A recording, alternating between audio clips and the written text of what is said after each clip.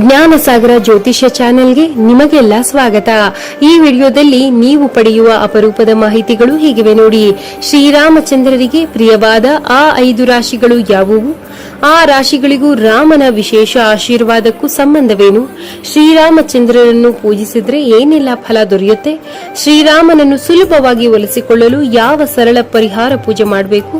ಈ ಇಂಟ್ರೆಸ್ಟಿಂಗ್ ವಿಷಯಗಳ ಬಗ್ಗೆ ನೀವು ಇಂದು ಮಾಹಿತಿ ಪಡಿತೀರಿ. ಯಾವುದೇ ಕಾರಣಕ್ಕೂ ಇವುಗಳಲ್ಲಿ ಒಂದೇ ಒಂದು ಪಾಯಿಂಟ್ ಕೂಡ ಮಿಸ್ ಮಾಡ್ಕೋಬೇಡಿ. ಹಾಗಾದ್ರೆ ತಡ ಯಾಕೆ, ವಿಡಿಯೋ ಸ್ಟಾರ್ಟ್ ಮಾಡೋಣ ಬನ್ನಿ.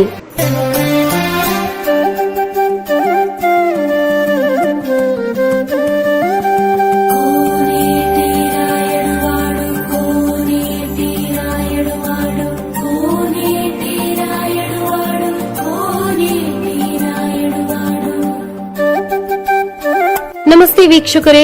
ಶ್ರೀರಾಮಚಂದ್ರನು ಹಿಂದೂ ಧರ್ಮದಲ್ಲಿ ಮರ್ಯಾದಾ ಪುರುಷೋತ್ತಮನೆಂದು, ಧರ್ಮದ ಸಾಕಾರ ರೂಪವೆಂದು ಕರೆಯಲ್ಪಡುವ ಅವತಾರ ಪುರುಷರಾಗಿದ್ದಾರೆ.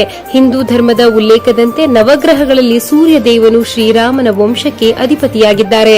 ಕೆಲವು ರಾಶಿಗಳ ಮೇಲೆ ಒಂದೊಂದು ದೇವರ ಆಶೀರ್ವಾದ ಇದ್ದೇ ಇರುತ್ತೆ. ನಿಮ್ಮದೇ ಭಾಷೆಯಲ್ಲಿ ಹೇಳಬೇಕಾದ್ರೆ ಪ್ರತಿಯೊಂದು ವ್ಯಕ್ತಿಗೂ ಒಂದೊಂದು ದೇವರು ಕಾಪಾಡುತ್ತಿರುತ್ತಾರೆ.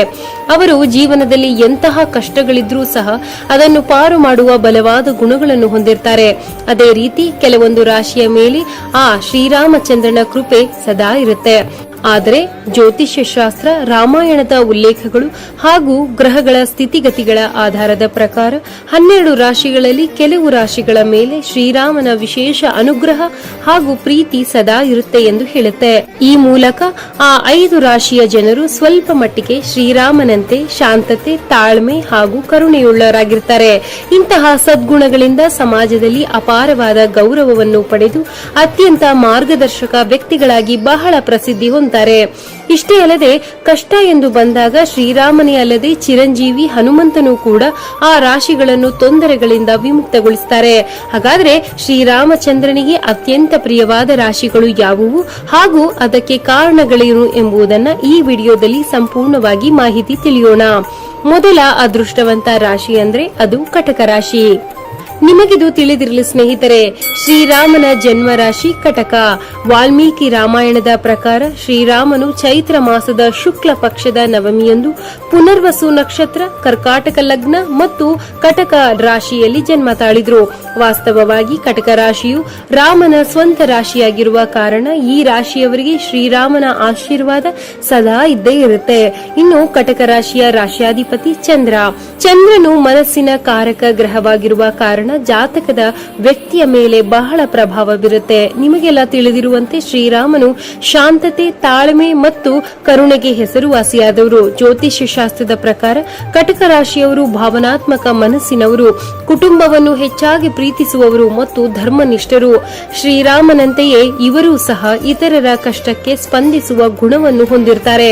ಕಟಕ ರಾಶಿಯವರು ಸತ್ಯ ಮತ್ತು ಧರ್ಮದ ಹಾದಿಯಲ್ಲಿ ನಡೆದರೆ ಆ ಶ್ರೀರಾಮಚಂದ್ರನೇ ಅವರ ಮನಸ್ಸಿಗೆ ಶಾಂತಿ, ಕುಟುಂಬದಲ್ಲಿ ನೆಮ್ಮದಿ ಹಾಗೂ ಎಂತಹ ಕಠಿಣ ಪರಿಸ್ಥಿತಿಯಲ್ಲೂ ಗೆಲ್ಲುವ ಶಕ್ತಿಯನ್ನು ಕರುಣಿಸುತ್ತಾರೆ.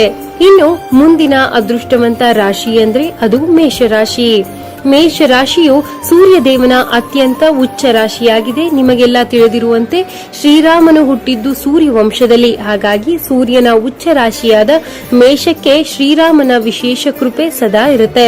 ಇನ್ನು ಈ ಮೇಷ ರಾಶಿಯ ರಾಶಿಯಾಧಿಪತಿ ಕುಜಗ್ರಹವಾಗಿದೆ. ಮಂಗಳನು ಧೈರ್ಯ, ಶೌರ್ಯ ಮತ್ತು ಪರಾಕ್ರಮದ ಸಂಕೇತವಾಗಿದ್ದು ಶ್ರೀರಾಮನ ಪ್ರೀತಿಗೆ ಪಾತ್ರರಾಗ್ತಾರೆ. ಕಾರಣ ಶ್ರೀರಾಮಚಂದ್ರ ಪ್ರಭುವು ಕೂಡ ಧರ್ಮದ ರಕ್ಷಣೆಗಾಗಿ ಶಸ್ತ್ರ ಹಿಡಿದು ದುಷ್ಟರನ್ನು ಸಂಹಾರ ಮಾಡಿದ ಮಹಾಪರಾಕ್ರಮಿ ಅಲ್ವೇ. ಜ್ಯೋತಿಷ್ಯ ಶಾಸ್ತ್ರದ ಪ್ರಕಾರ ಮೇಷರಾಶಿಯವರು ನೇರ, ನಿಷ್ಠೂರವಾದಿಗಳು, ನಾಯಕತ್ವ ಗುಣವುಳ್ಳವರು, ಧೈರ್ಯವಂತರು. ಅಧರ್ಮದ ವಿರುದ್ಧ ಹೋರಾಡುವ ಮನೋಭಾವ ಇವರ ರಕ್ತದಲ್ಲಿಯೇ ಇದೆ.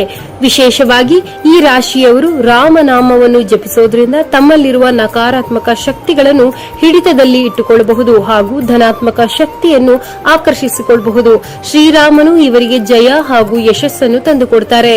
ಇನ್ನು ರಾಮಚಂದ್ರನಿಗೆ ಪ್ರಿಯವಾದ ಮುಂದಿನ ಅದೃಷ್ಟವಂತ ರಾಶಿ ಅಂದ್ರೆ ಅದು ಸಿಂಹ ರಾಶಿ. ಮೇಷ ರಾಶಿಯವರಂತೆ ಸಿಂಹ ರಾಶಿಯ ಅಧಿಪತಿ ಕೂಡ ಸೂರ್ಯ ದೇವನಾಗಿದ್ದು ಶ್ರೀರಾಮನು ಸೂರ್ಯ ವಂಶದ ರಾಜ ಎಂದೇ ಕರೆಯಲಾಗುತ್ತೆ. ಶ್ರೀರಾಮಚಂದ್ರನ ಪ್ರತಿಯೊಂದು ಕಾರ್ಯದಲ್ಲೂ ಸೂರ್ಯನ ತೇಜಸ್ಸು ಕಾಣಸಿಗುತ್ತೆ. ಶ್ರೀರಾಮನು ಆದಿತ್ಯ ಹೃದಯ ಸ್ತೋತ್ರವನ್ನು ಜಪಿಸಿ ರಾವಣನನ್ನು ಸಂಹಾರ ಮಾಡಿದ್ರು ಎಂಬುದು ನಿಮಗೆ ಈಗಾಗಲೇ ತಿಳಿದಿದೆ. ಸಿಂಹ ರಾಶಿಯು ಸೂರ್ಯನ ಸ್ವಂತ ರಾಶಿಯಾಗಿರೋದ್ರಿಂದ ಶ್ರೀರಾಮನ ತೇಜಸ್ಸು ಮತ್ತು ಆಶೀರ್ವಾದ ಈ ರಾಶಿಯವರ ಮೇಲೆ ಸದಾ ಇರುತ್ತೆ.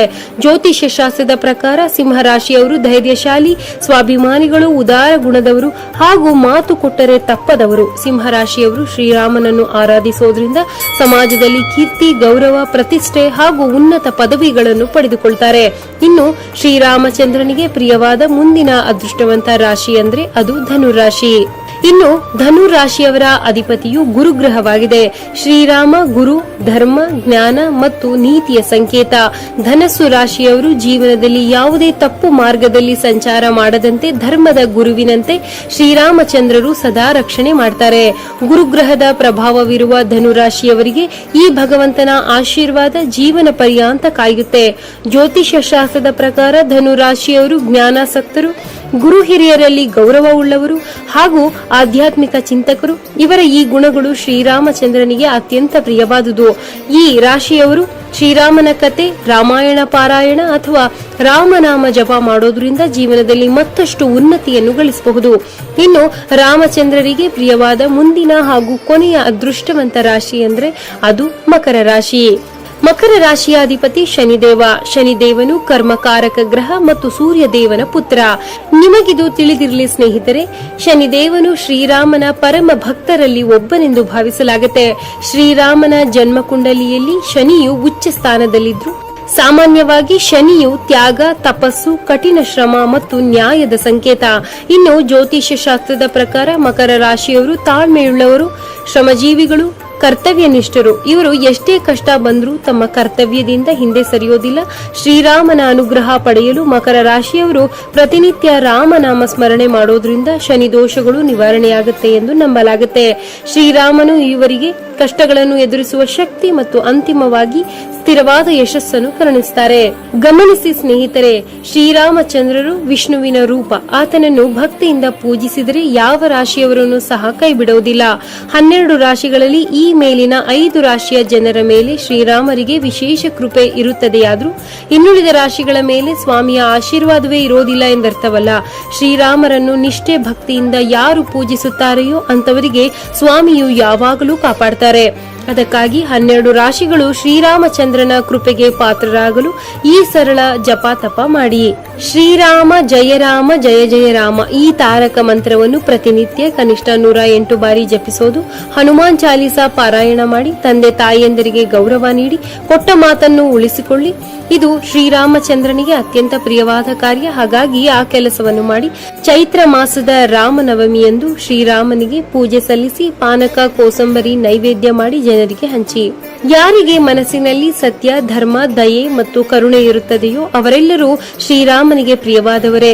ಜ್ಯೋತಿಷ್ಯ ಶಾಸ್ತ್ರದ ಪ್ರಕಾರ ಮೇಲಿನ ರಾಶಿಗಳಿಗೆ ನೈಸರ್ಗಿಕವಾಗಿಯೇ ಶ್ರೀರಾಮನ ತತ್ವಗಳೊಂದಿಗೆ ನಿಕಟ ಸಂಪರ್ಕವಿರುತ್ತೆ. ನೋಡಿದ್ರಲ್ಲ ಸ್ನೇಹಿತರೆ, ಶ್ರೀರಾಮನಿಗೆ ಅತ್ಯಂತ ಪ್ರಿಯವಾದ ರಾಶಿಗಳು ಯಾವುವು ಅಂತ. ಮುಂದಿನ ವಿಡಿಯೋದಲ್ಲಿ ಮತ್ತೊಂದು ಆಸಕ್ತಿದಾಯಕ ಮಾಹಿತಿಯ ಜೊತೆ ಮತ್ತೆ ನಿಮ್ಮ ಮುಂದೆ ಬರ್ತೀವಿ. ವಿಡಿಯೋ ನೋಡಿದ್ದಕ್ಕೆ ಧನ್ಯವಾದಗಳು. ದಯವಿಟ್ಟು ಹೆಚ್ಚಿನ ವಿಡಿಯೋಗಳನ್ನು ನೋಡಲು ಸಬ್ಸ್ಕ್ರೈಬ್, ಲೈಕ್, ಕಾಮೆಂಟ್ ಮಾಡಿ. ಮತ್ತು ನಿಮಗೆ ಇಂತಹ ವಿಡಿಯೋ ಇಷ್ಟವಾದರೆ ದಯವಿಟ್ಟು ನಿಮ್ಮ ಫ್ಯಾಮಿಲಿ ಮತ್ತು ಫ್ರೆಂಡ್ಸ್ ಜೊತೆ ಹಂಚಿಕೊಳ್ಳಿ. ಧನ್ಯವಾದಗಳು.